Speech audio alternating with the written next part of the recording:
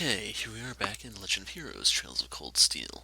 And I have to put out a disclaimer right away that there are going to be major, massive spoilers for Trails in the Sky second chapter, or just Trails in the Sky in general in this video. So if you do not want to have some of the secrets of the game spoiled for you, you may not want to watch this video. Some of the things I've been trying to play down and hint at, yeah, they're going to be pretty overtly stated. And, well, you'll see as we go, but the key features here is the character carrying over from Trails in the Sky. They pretty much highlight him, and you see him in his traditional garb. And then we get to see Phantom Thief B for who he really is. So, I'm going to start jumping around, and you'll see the quest for the day and pretty much everything else.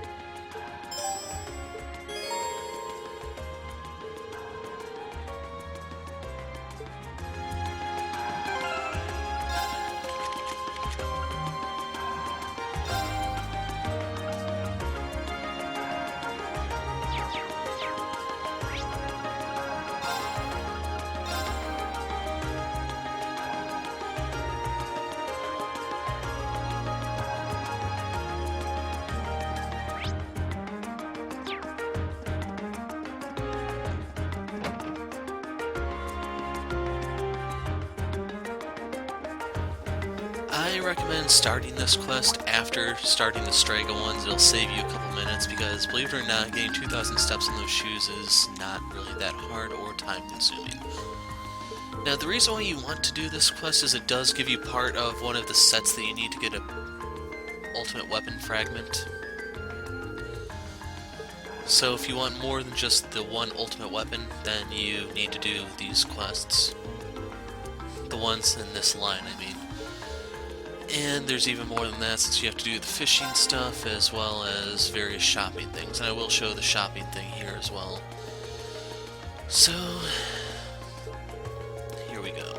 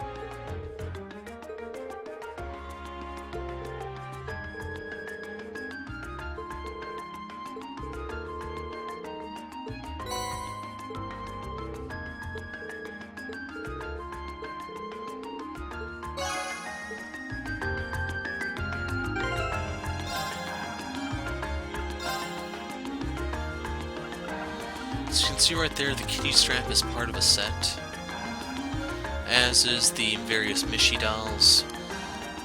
The swordtail badge is also one. All of those you have to trade in for ultimate weapon pieces. Now here I went ahead and did the 2,000 steps off camera. For those that aren't familiar with the first chapter, there was a quest just like this there. Except since they couldn't monitor the number of your steps, you had to walk to different places with them equipped, with the far, far extreme one being all the way to Air Letten from Zeiss, which means you have to actually traverse an entire dungeon just to get the maximum number of BP, or AP as you might think of it, for that particular quest. Luckily this one was a lot more merciful and you didn't have to traverse a dungeon or go really too over the top with the distance you have to travel. But if you're wondering, the Strega brand is the brand of shoes that Estelle was crazy about. She wanted them all, stuff like that. You can see that carried over here, and apparently the brand is making a move inside of the Republic. As for the shoes themselves, they're not bad for characters like Laura, and sadly it's kind of restricted to Laura since it is a women's shoe. We can see strength plus 15, so it makes her hit a lot harder. And unfortunately, like, I guess you could put it on Fee, but normally you want her to have more speed stuff. As you can see me equipping right here, give her speed plus 5. You can see that she is faster than Reen, I believe, and, well, you can get a lot of stuff done with her if you can somehow give her some form of strength to have some force behind her attacks.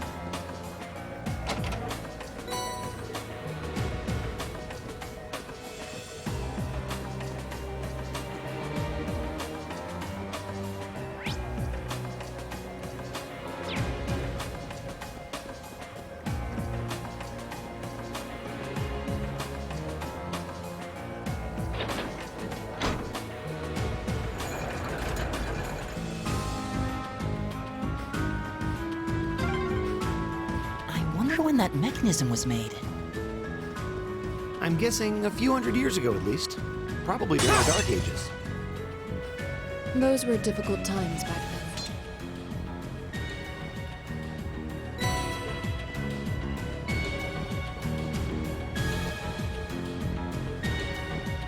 then. Dangerous foe. Stay on guard.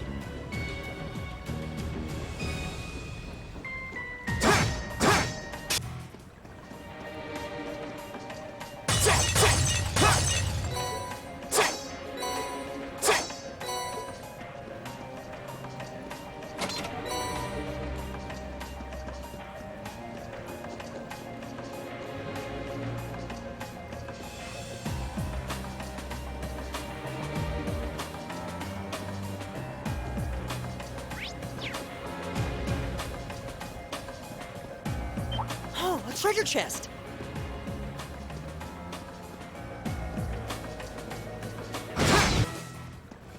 Oh, what a nice looking treasure chest.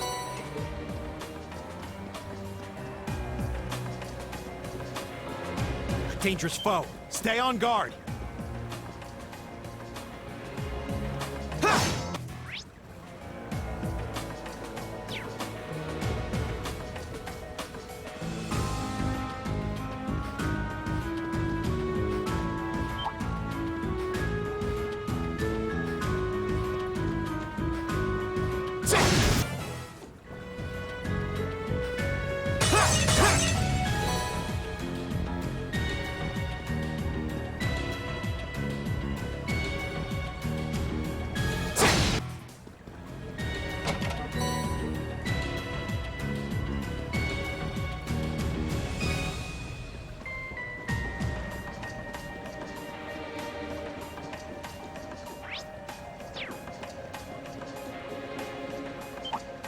Right!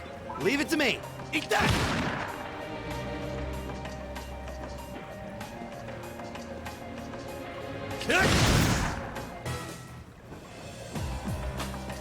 Best Buy treasure.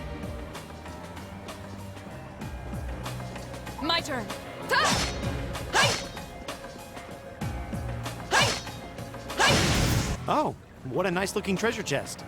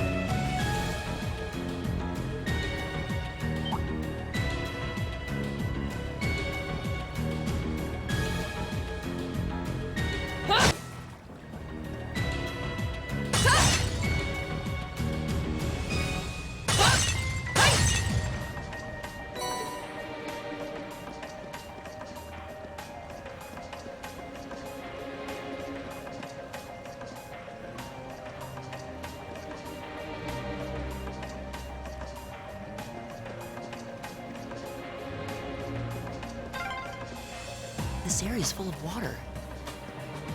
I'll bet there's some way to drain it. Let's have a look around then.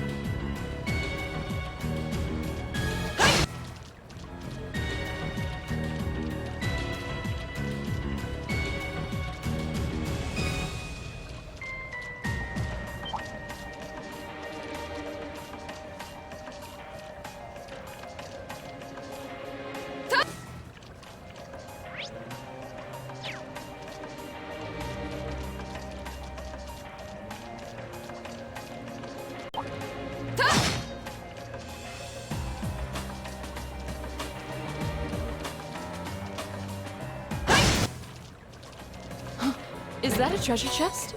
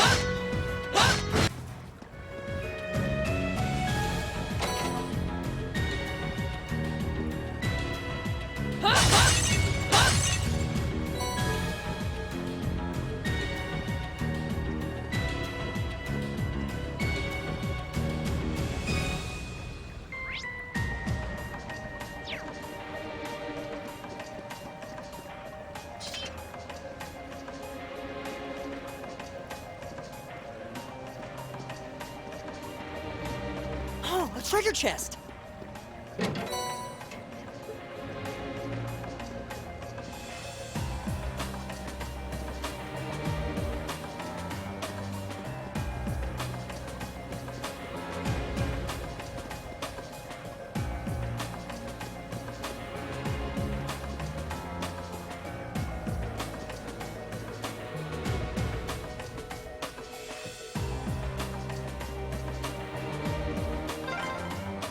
This place seems like it goes on forever.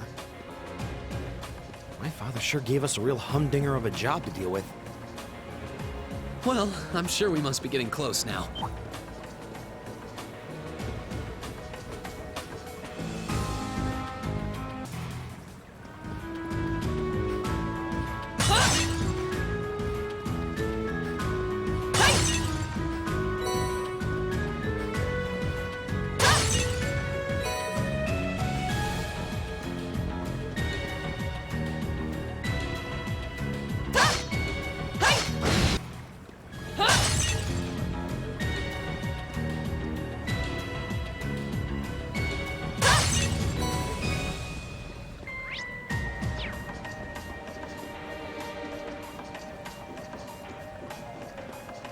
A challenging foe.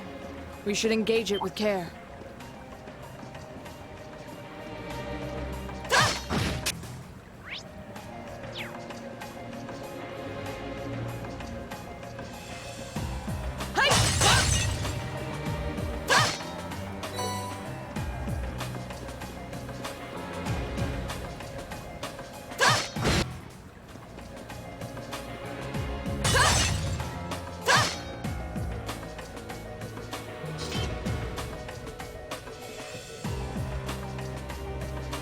Oh, what a nice looking treasure chest.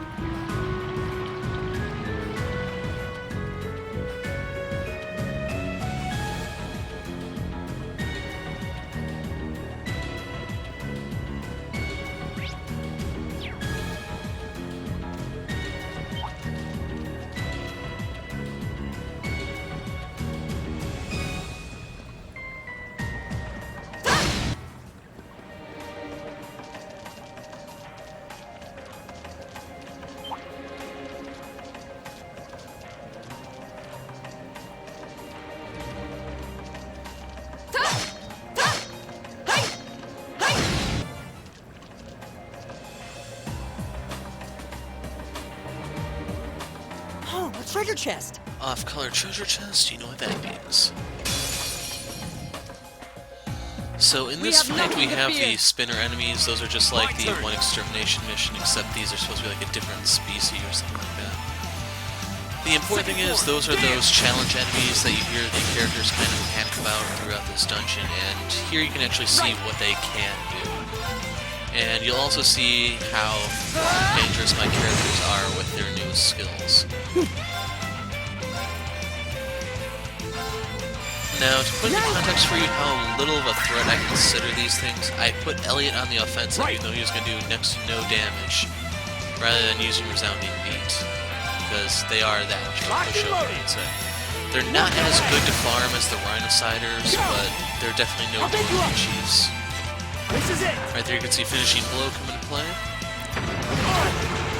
The Vomit move is a bit annoying, but it's manageable. My turn!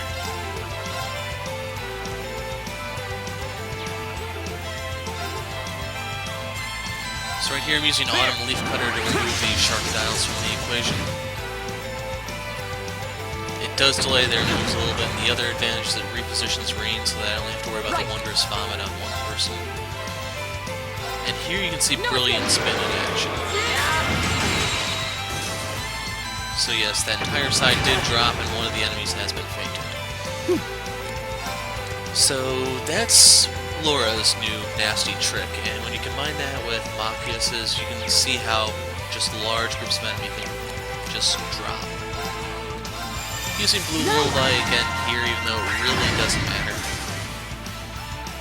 The Master Quartz Elliot has equipped gives him the auto regen, in case you're wondering why that's there. As a result, I don't have to worry about that, and I can just take these things down. I get my 1.7 EXP mod. Not sure if you noticed, but Reen and Laura are link level 4 there. And our reward for all of this? Tauros. And that's a Master Quartz. So, definitely worth getting, but I probably won't be using this for a little while. If you're wondering what Tauros does that's so special, now that I think about it, Tauros is the name of a Pokemon, isn't it? But anyway, it increases your physical damage at the expense of increasing the delay between your turns. So you hit harder, but you hit less often. Sucks, I know. Now, I believe that's one of the quartz that actually, like the delay penalty, reduces as you level it up. Meanwhile, the power may go up. Some of them are designed to be really, really weak early, but if you go through the hassle of leveling them up, they become forces to be reckoned with. Anyway, this is our Extermination mission. That's why I'm doing this one little long chunk of commentary.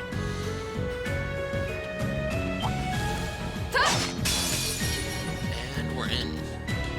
This looks tough. Careful! So if you notice there are a bunch of little Sharkodiles here, those are really nothing to worry about. And fortunately they're spaced out far enough apart to where I have to use Arc Slash to hit the most number of enemies. Due to their arrangement, it's actually the most efficient way. Fortunately, they are close enough together that I can use Blue Lullaby to hit all 5. You have to mess around with it a little bit, but it's possible to get well, I did this fight like 3 times trying to get the Hydro Cannon to drop, so I know that they don't always appear in a formation where you can art them. If they do, great. If they don't, oh well. Elliot is pretty much not your primary source of DPS, so you don't have to worry about whether or not he can hit everyone. He's your support unit. Executing that one with a crit turn. Various stats effects meant the giant Sharkodile couldn't really do anything. And moved close enough that I can use Autumn Leaf Cutter to 3. Right! So, in case you're wondering, this is probably... My turn. It actually could be the easiest extermination mission in the game. The reason for that is that there are a lot of link attacks you can do on this guy. He doesn't have over-the-top stats immunity or anything fancy like that. You can see the various stats effects that's susceptible to. And it's just that simple. I mean, you can seal him, you can burn him, you can poison him, you can put him to sleep, I think. There's so many ways to stop him from attacking that it just doesn't have the same threat level as the golem from the previous chapter, or really anything up until this point. The good news is it is weak to earth magic, which Machius does excel at. As a result, he can actually become a good source of DPS depending on how you have him set up. In case you're wondering, I don't think I showed his movement, but I tried to set as much stuff into him to actually turn him into more of a caster unit because I didn't really have an offensive caster here. The closest I have is Reen. That's not impressive. So I'm using Detector here to get the debuff on there to make it easier to get your link attacks. Complete. And if you look at how easy it is to unbalance this guy, it's just ridiculous. Right. The amount of DPS you can do to this guy is insane. Now. So even though Machius doesn't really do a lot, you can see Elliot does supplement the DPS a little bit, but just one Earth spell from Machius is superior to their combined damage. Reen and Laura are a bit of a different story. They equal the spell, if not surpass it a little bit. And right here I need to use Resounding Beat to get the regen out, since I'm not actually keeping it stun locked or seal locked or really anything. An opening. Instead I'm just trying to face tank the thing. Right. Which, as you can see with my HP pool, I can do. Be a little bit different if I tried to focus Elliot or maybe Machius. I think they may have a little bit higher defense than Reen since they have better armor. I gave them the armor priority this chapter since I knew Reen would be out for part of the first day. Right. Also, one other thing I can point out is Machius is still using his chapter default shotgun, so if you went ahead and bought him one for him to use and actually upgraded it, you could probably deal more damage with your physical attack.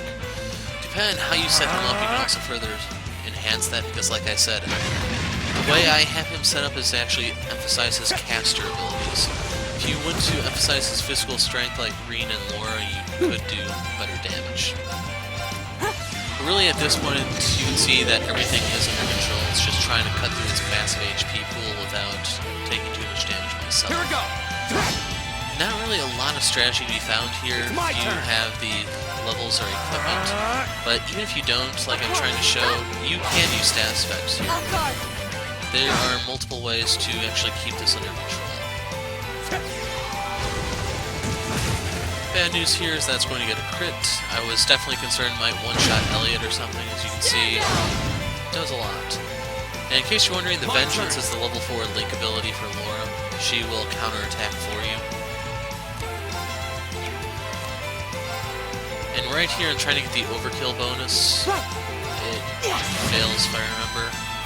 I fall a little bit short right here when I try to use the armor breaker. That was like 4.5 times damage, not 5, so no overkill. But I still get a 2.3 modifier. You can see that I think almost everyone leveled up, if not everyone. Cannon hit level 4. For Elliot, you can see that it now has T-Roll. Better healing, better regen.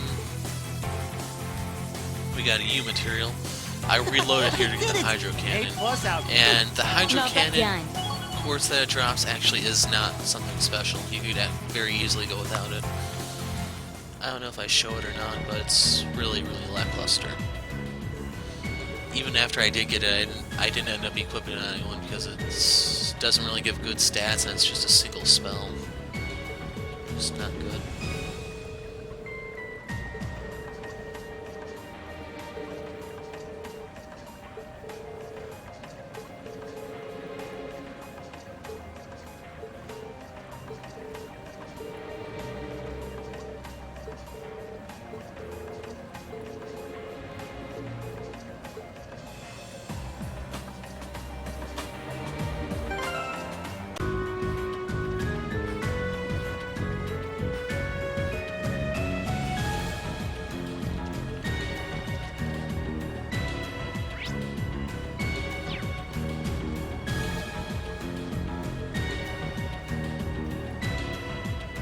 That looks like a tough one. Be careful.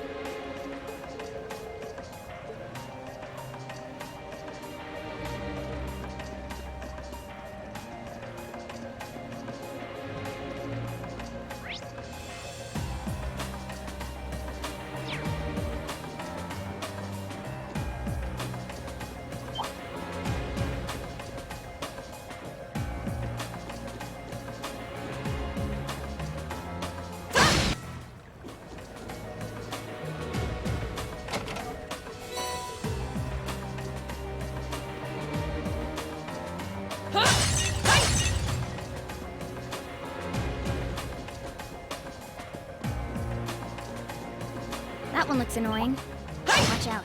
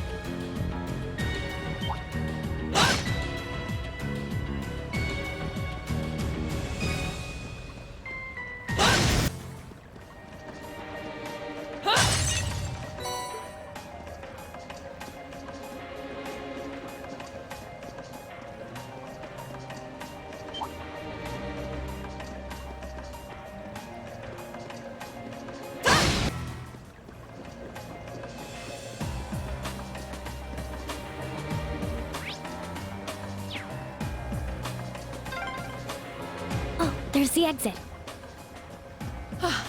We're finally there.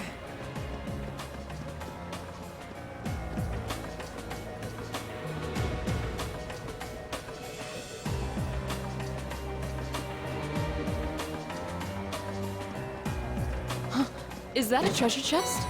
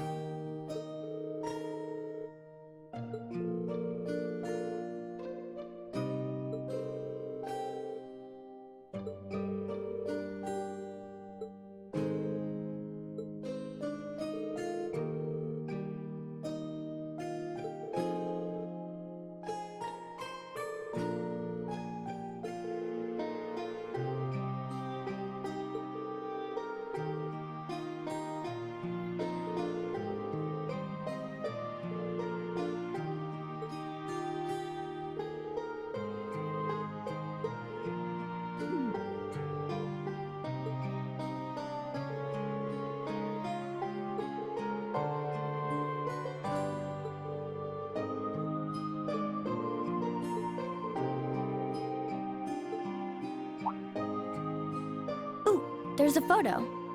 Oh, that.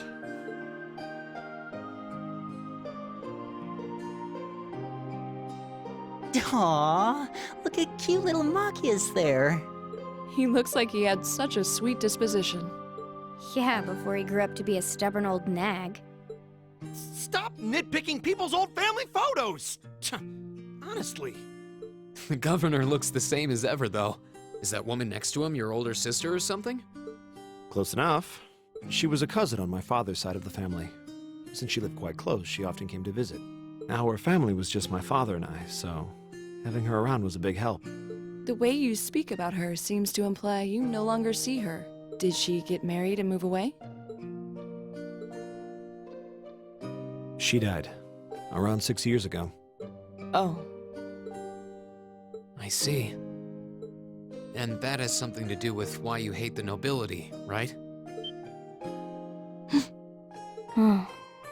So... I never really planned on telling anyone about this, but considering all we've been through, I suppose it's time I told you a little more about me. It's a long story, but would you hear me out? Of course. absolutely. Glad to. Thanks. Sis was 9 years my senior. Beautiful, kind. To me, she was in every sense the ideal woman. Now, as I said earlier, we're a family of commoners through and through. But my father proved to be a very capable government official. And eventually, he was promoted to an important government position, where he started to make a name for himself. Honesty and integrity are a core part of his work ethic. So, of course, he made his fair share of enemies. But after seeing success in a number of major projects, he gained a reputation both inside and outside the government. My mother died when I was still young, but Sis happened to live around here and ended up helping us in more ways than I can count. Since she was his niece, my father always made a fuss over her. And even though she didn't live in the same house, she was like a real sister to me, and a real daughter to my father. I was always so proud of her. As a child, she was practically my idol. And as you'd expect, she had countless admirers among the men of the city. But for all her popularity, she was always level-headed and sensible. So I never felt I had anything to worry about. Until he appeared. He was one of my father's subordinates at City Hall, though unlike him, he was a noble by birth. A man of high rank, too. The heir of a count. However, he had none of the arrogance or haughtiness one usually associates with the nobility. When I met him myself, he came across as an honest and loyal man. He met Sis when Dad introduced him to her one day, and eventually the two of them fell in love and began a relationship, despite the difference in their social status. As a child, I was frustrated beyond words, but even I had to admit that the two of them made a good couple. And Sis seemed so happy when she was with him that I had no choice but to let it go and accept their relationship. Time went on and they became engaged, with Dad acting as the go-between. And that's when everything started to fall apart. His family couldn't have been more blatant in their attempts to undermine the relationship. Apparently, one of the four great houses, House Cayenne, proposed an arranged marriage on short notice. And the Count's family were up in arms at the thought he might choose to take a mere commoner as his wife. Since my father held an important post, they were limited in how shamelessly they could try to sabotage the marriage. But they began to harass and threaten her in secret every way they could think of. They made her life a living hell. Maybe she didn't want to cause trouble for the man she loved, or perhaps she did it out of consideration for my father. But all that time, she chose to endure it alone. She never discussed it or asked for help. And finally, it became so crushing that she took her own life.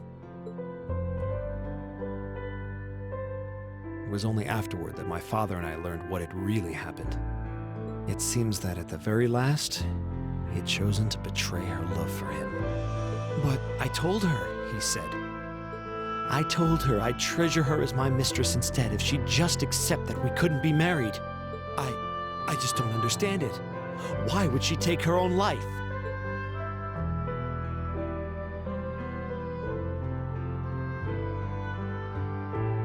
After after that, my father seemed to redouble his efforts. It was like watching a machine kick into high gear. With the help of his ally, Chancellor Osborne, he was able to wrest control of City Hall from the noble faction. Then, 4 years ago, he was appointed to his current position as governor of Heimdall. And that's how the Regnitz family came to be where it is. I don't even know what to say. So that's why you started hating nobles? Yeah. I was so furious at Sis's death. My hatred needed to be directed at someone. Anyone. First I blamed her fiancé, then his family, then the family of the Duke who tried to intervene. In the end, I just hated the nobility as a whole. The people, their culture, the entire idea of social classes. I desperately wanted the strength to win against them. To show how right I was. How wrong they were.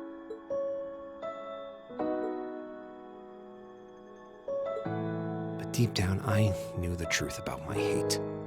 I knew I was taking out my anger on people who didn't deserve it. People who had done nothing wrong. You did? They may be from different social classes, but people are still individuals. Sis's fiancé was faithful to her. He just wasn't strong enough to shield her from all that ugliness, despite his love. And the Count and his family were only acting in their best interests, which is to be expected, really. Ultimately, I've had to acknowledge that not all commoners are good people, and not all nobles are unworthy of respect. Eustace might not have done much to change my opinion, but getting to know you two showed me that there are nobles who live up to that name. Machius. I have no idea how my father feels about all of this, but this is how I've come to feel. I see. You have my thanks. I'm glad you felt you could talk to us about it.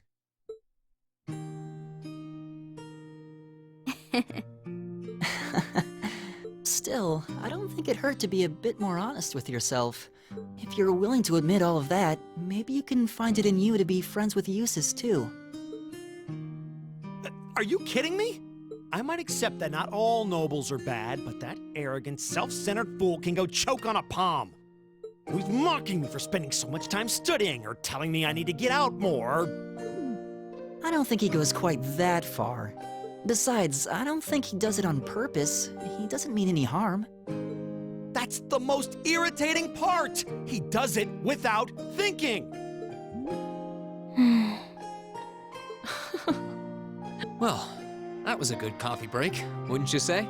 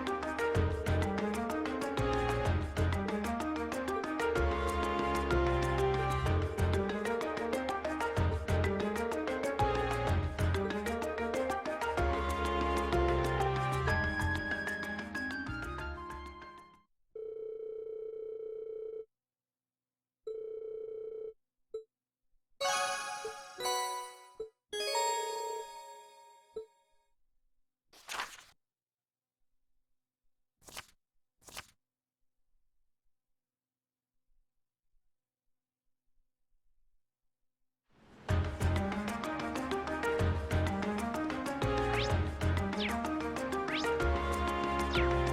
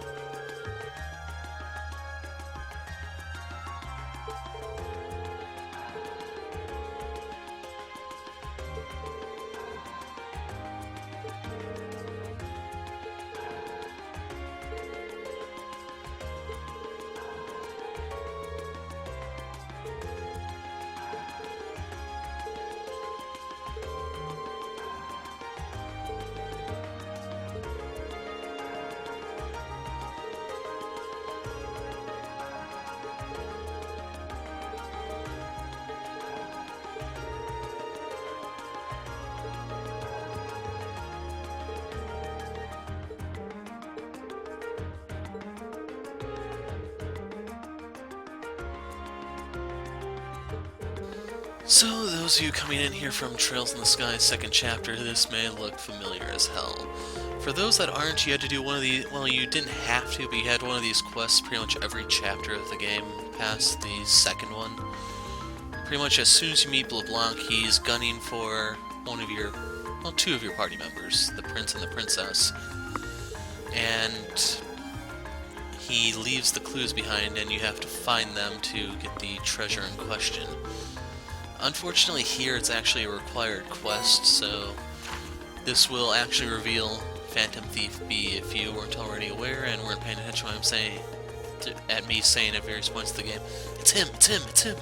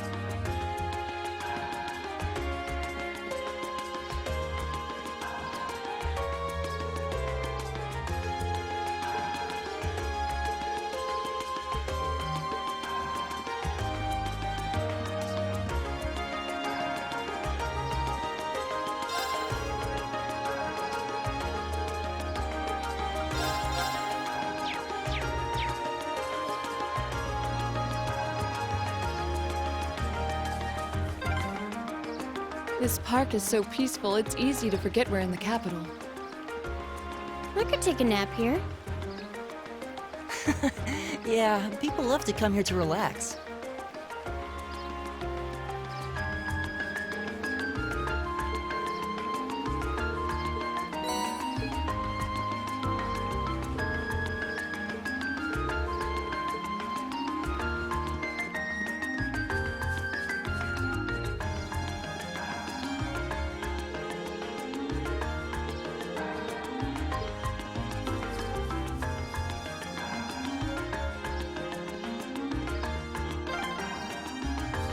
Just coming here reminds me of last night's ordeal.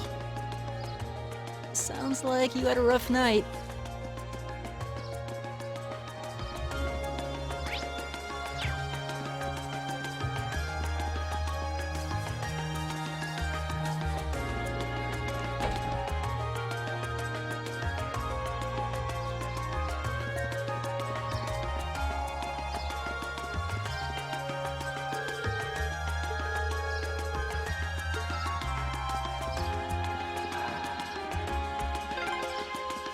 There's so many butterflies. It really gives the place an exotic touch, huh?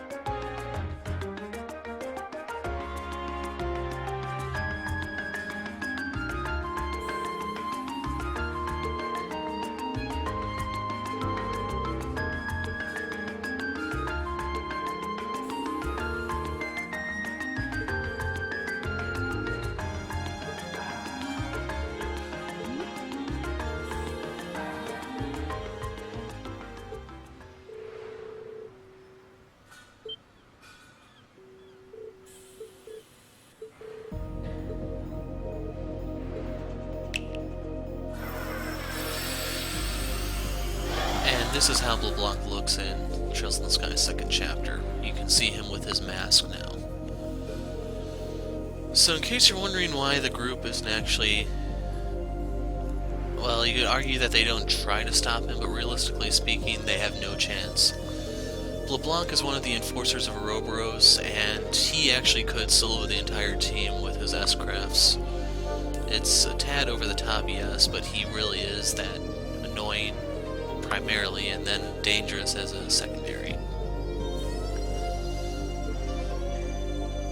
So you'll see how slippery he is when he makes his escape, but he has all sorts of tricks to make fighting him annoying, and the party is nowhere near being prepared to deal with an enforcer just yet.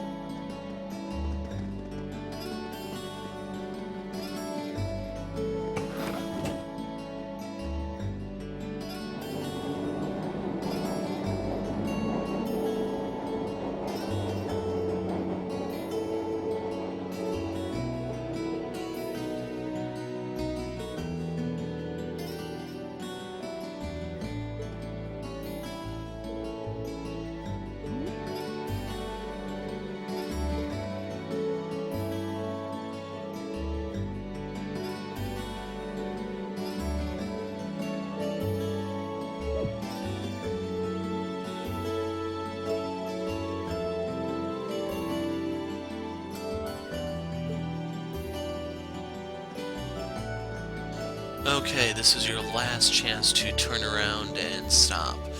As this scene plays out, you will see a character from Trails in the Sky, first and second chapter, who is a party member and a member of the Erebonian Empire.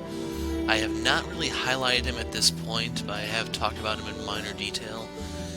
And unfortunately, they show him here in his actual Sky costume for no reason. You see him in the one scene wearing the Sky costume, and then for every other scene, he's actually wearing his Cold Steel costume, just to make sure you can't ignore the link that they are the one and the same character. So here we go.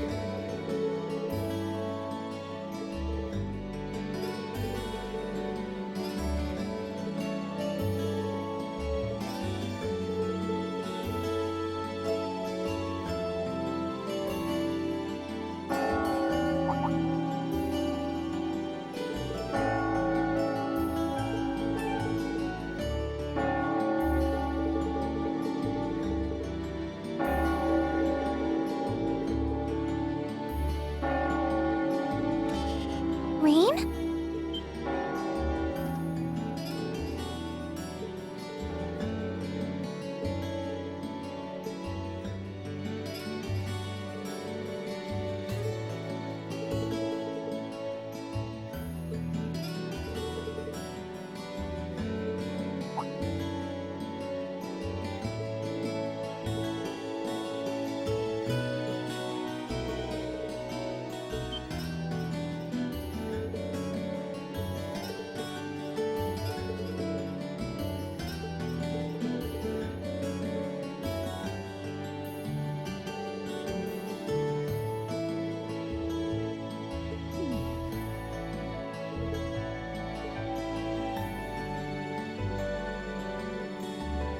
Anyway, where are my manners? Welcome to St. Estraya Girls' School. I hope you'll enjoy your visit. Right this way.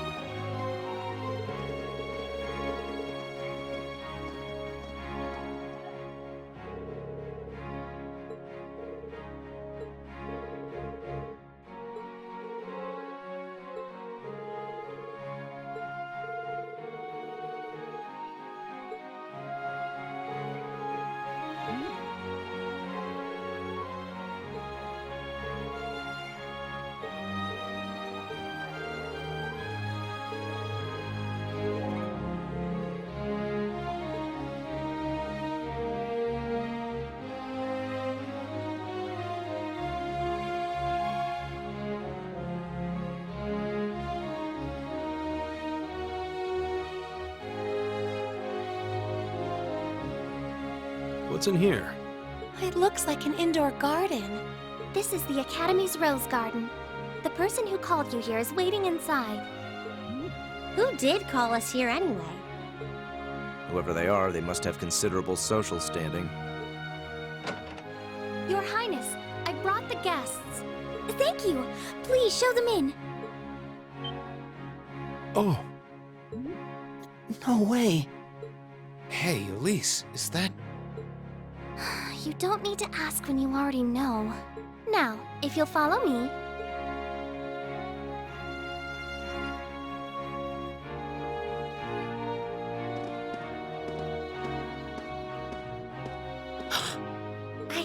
I knew it.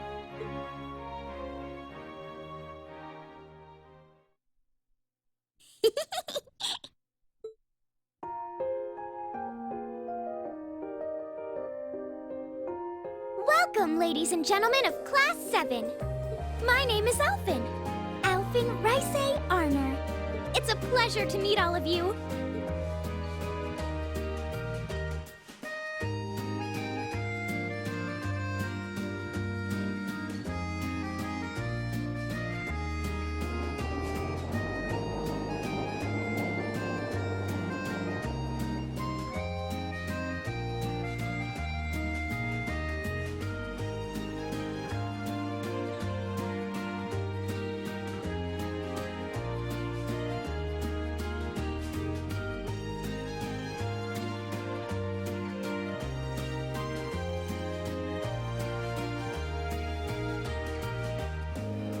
Come on, Elise, cheer up. I'm sorry, all right? I was only trying to tease you a little. Don't you have something you wanted to discuss with everyone? Please, go right ahead. Well, that aside, it's been a long time since I last saw both of you, Eustace and Laura. I'm glad to see you're both well. Likewise, Your Highness. You've become even more fetching since we last met. Aw, thank you! I was rather hoping that you'd decide to enroll in Saint Estrella too. But it seems you chose to attend Thor's after all. Well, I've committed myself to following the way of the sword, and Thor's gives me a place to hone my skills. I apologize for not being able to live up to your expectations. First I lost Angelica to Thor's, then you too. Perhaps I should just transfer there next year myself. Your Highness. Got you to look. But I...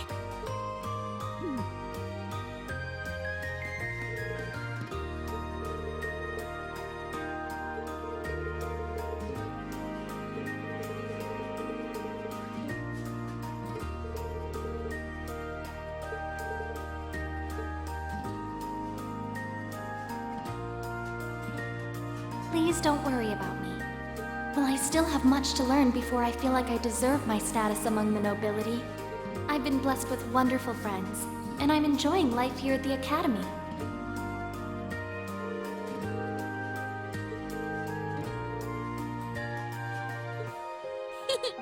I'm particularly happy to finally be able to meet you, Reen Schwarzer.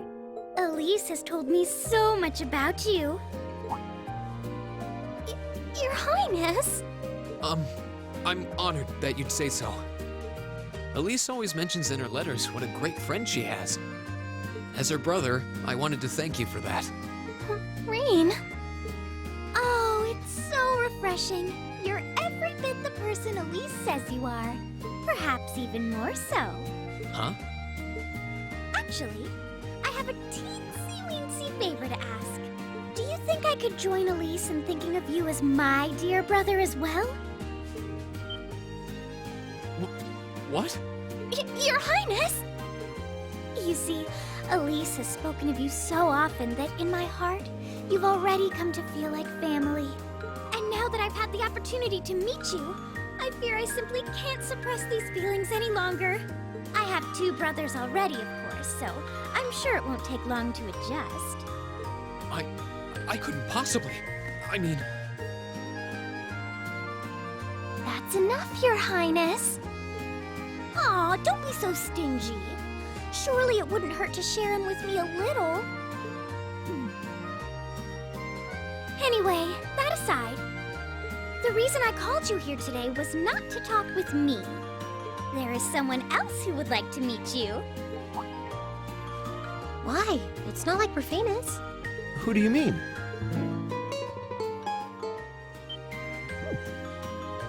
Hey, isn't that... A guitar? No, a lute? Oh, it seems he's arrived. Oh, I apologize for keeping you waiting.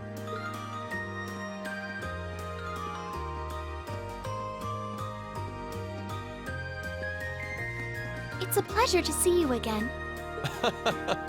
And you as well, young lady. Well, I trust everyone here has been making themselves comfortable.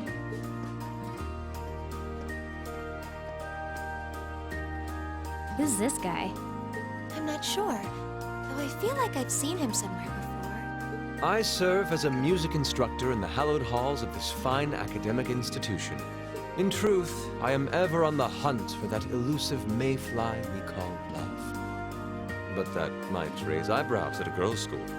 But whose pulse would not quicken wandering into this untainted cloister of dew-eyed maidens? Ah, the romance.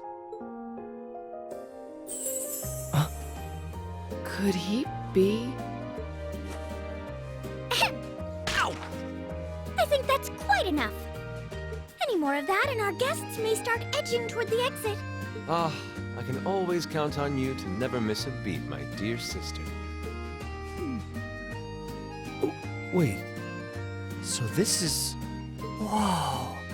Indeed.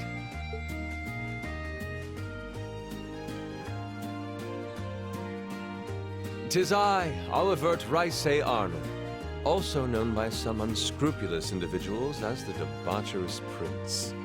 I also serve as Thor's Military Academy's ornamental chairman of the board. It's a pleasure to finally meet you, ladies and gentlemen of Class 7.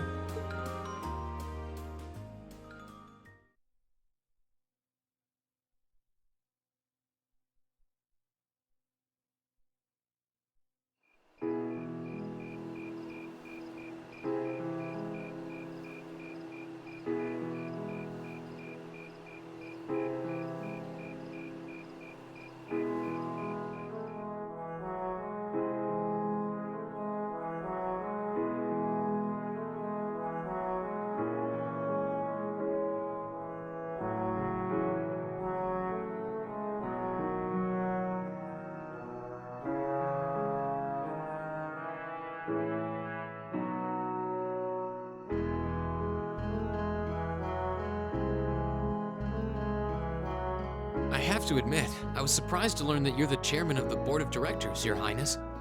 I'd heard that the chairman was a member of the imperial family, but still. I'm not surprised. Who would expect the infamous prodigal son to chair a committee at a prestigious academy like Thor's? I suppose it's not surprising they'd rather keep it hushed up, though. It wouldn't exactly be great for the school's image. That's surprisingly forthright coming from you. Is it really true, though? I mean, that you were the one responsible for establishing Class 7, Your Highness? Indeed, I was. You see, it's always been a tradition that a member of the imperial family serves as chairman of the board. At first, I wore the title in name only, but I had a change of heart after my vacation in the Burl 2 years ago. You were in Liberl back then? That would put your visit during the incident that occurred there, correct? Right. All I've done since I returned to Erebonia has been inspired by my experience during the crisis in Liberl. As a result, fruitless though they may prove to be, I've set a number of plans in motion. One of which is to bring the winds of change to Thor's Military Academy. A gust of fresh air, if you will. Winds of change, huh? I can only assume you're referring to our class? Then the one who decided to throw both commoners and nobles into the same class was... Yes, the idea was mine. Although the selected students also had to have a high aptitude with the Arcus units too. I think I'm finally starting to understand the reasoning behind Class 7, and why we're being sent all over Erebonia on these field studies. To show us firsthand and give us cause to consider the conflict between the two factions. That is the purpose behind our field studies. Is it not, Your Highness? That is one of the reasons, yes. However, my foremost intention was to show you that during your lives, you will encounter many obstacles and conflicts. Not just between factions, but between the capital and the provinces, tradition and technology, even between nations. In these turbulent times, I thought that this would provide the hands-on education today's promising youths need. We need up-and-comers who can think and act independently to face tomorrow's challenges head-on. That makes sense. Wow, that's quite a plan. I can't help but feel a little unsure whether we can live up to such high expectations. Hearing your explanation has, at the very least, cleared up many of the doubts I've had up to this point. Class 7 does seem like an ideal environment to expand one's outlook on life. I feel like going through everything we have so far has brought us closer to doing exactly that. Yep. Marvelous. I'm so pleased to hear it. Just listening to you makes me feel even more certain that establishing Class 7 was the right decision. Especially since while the idea itself was mine, I have no real say in how the classes run day to day.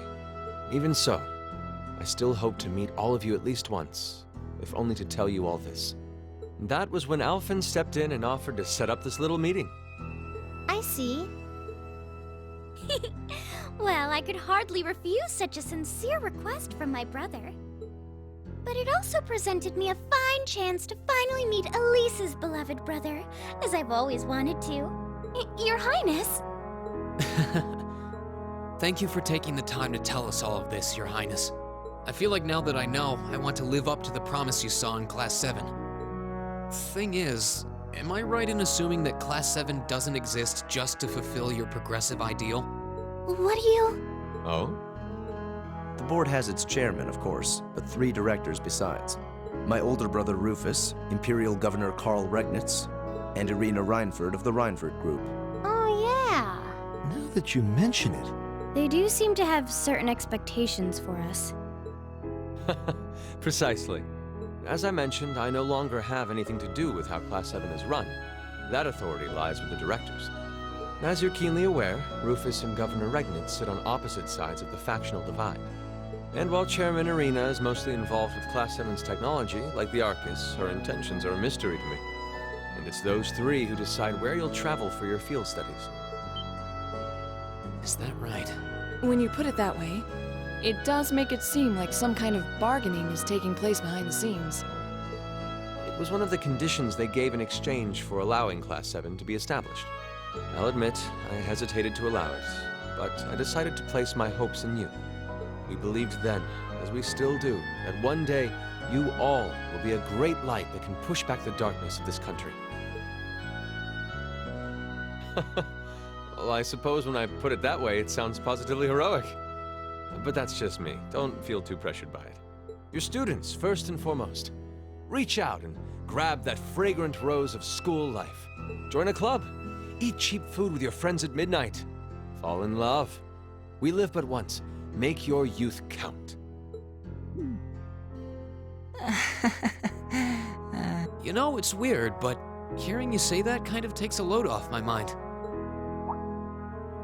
By the way, just earlier you said that we believed the Class 7 would be a great light.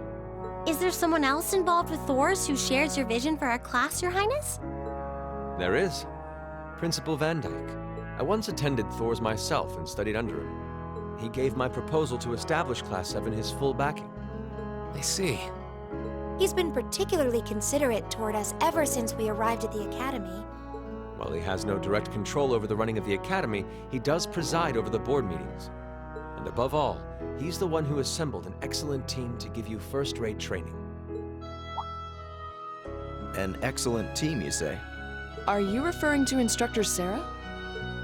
Well, she's certainly one of them. Still, coaxing her away from her former line of work certainly played a large part in giving Class 7 a great foundation. She is, after all, one of the strongest people in the Empire, and her experience makes her a natural field leader. Wait, what?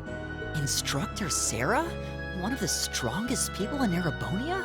exactly what experience might you be referring to? I've even heard rumors of her daring exploits myself.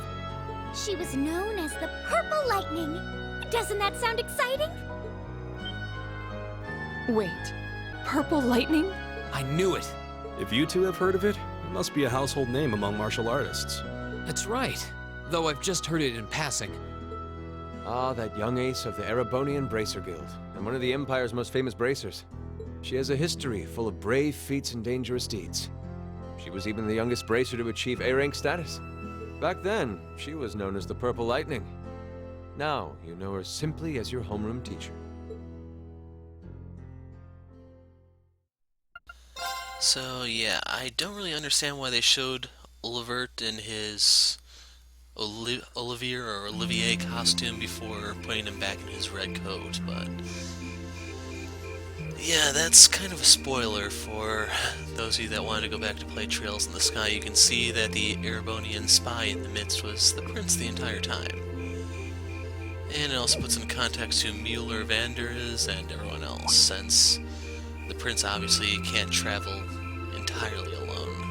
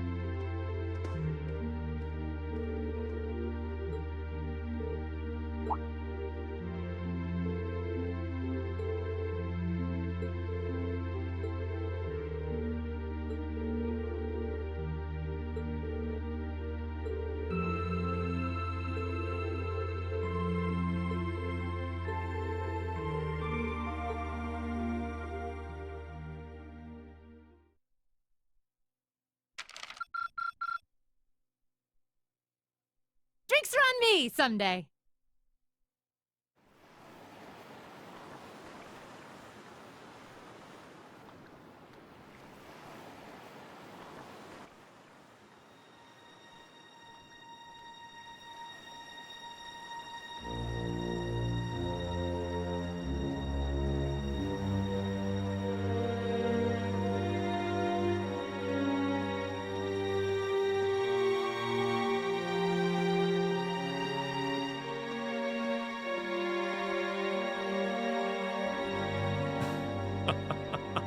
The time is finally at hand. At last, the hammer of judgment shall rouse this indolent capital from its slumber.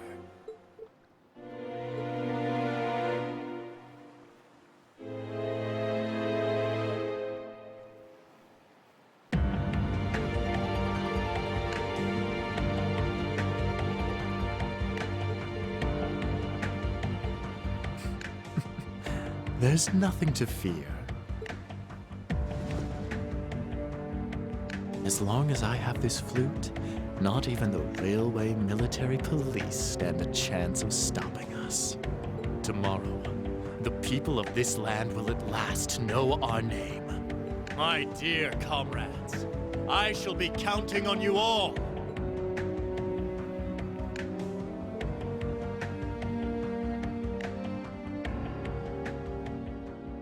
So I have to wonder with Shara and Aina and now Sarah, does being a drunk is that a requirement for being a bracer?